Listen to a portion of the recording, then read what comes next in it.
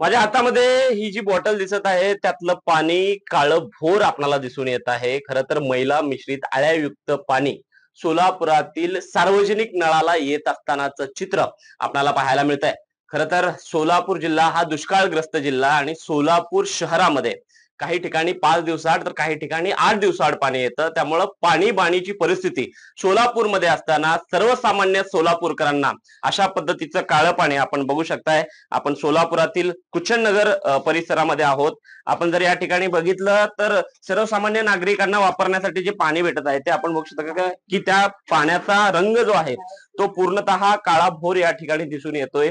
मैला मिश्रित हे पाणी आहे. खरं तर ह्या पाण्यामध्ये घाण मिसळलेली आहे. काही दिवस हे पाणी जर साठवून ठेवलं तर त्याच्यामध्ये आळ्या निर्माण होतात. अवघ्या काही दिवसांपूर्वीच आपण जर बघितलं तर सोलापूर मधील बाबू जगजीवनराम झोपडपट्टीमध्ये 2 मुलींना अशाच पद्धतीचं पाणी प्राशन केल्यामुळं मृत्यू झाला, अशा पद्धतीचा आरोप त्यांच्या नातेवाईकांकडनं करण्यात आलेला होता. मात्र सरते शेवटी त्यांना डेंग्यूमुळे त्या 2 मुली दगावल्या असं निदर्शनास आलं. मात्र हा डेंग्यू किंवा मलेरिया, टायफॉइड पाणी साठवून ठेवलेल्या मच्छरांमुळे होत असतात आणि आपण बघू शकतो की सर्वसामान्य सोलापूरकरांच्या आरोग्याचा प्रश्न हा निर्माण झाल्याचं चित्र आपल्याला पाहायला मिळतंय.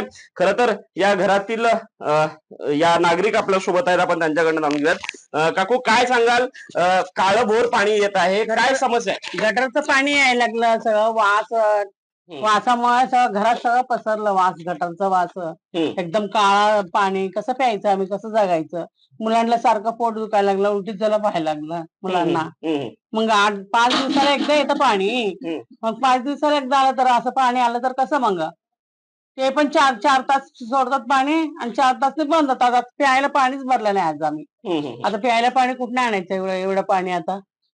हा नक्कीच आपण बघू शकतोय की अतिशय गहन अशा पद्धतीचा प्रश्न या ठिकाणी सोलापूरमध्ये निर्माण झालेला आहे. सर्वसामान्याच्या पिण्याचा पाण्याचा प्रश्न आहे आणि वापरण्यासाठी सुद्धा हे पाणी योग्य नसल्याचं आपल्याला प्रथम दर्शनी उघड्या डोळ्यांनी दिसत आहे. त्यामुळे यावरती सोलापूर महापालिका प्रशासन काय कारवाई करतं, कशा पद्धतीचे पावलं उचलतात आणि सोलापूरकरांना च्या पाण्याला न्याय देतं का, हे पाहणं आता महत्वाचं ठरणार आहे.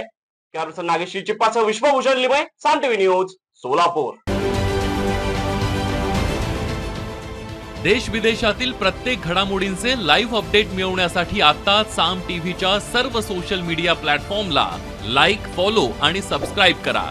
तसंच सर्व नोटिफिकेशनसाठी बेल आयकॉन प्रेस करायला विसरू नका.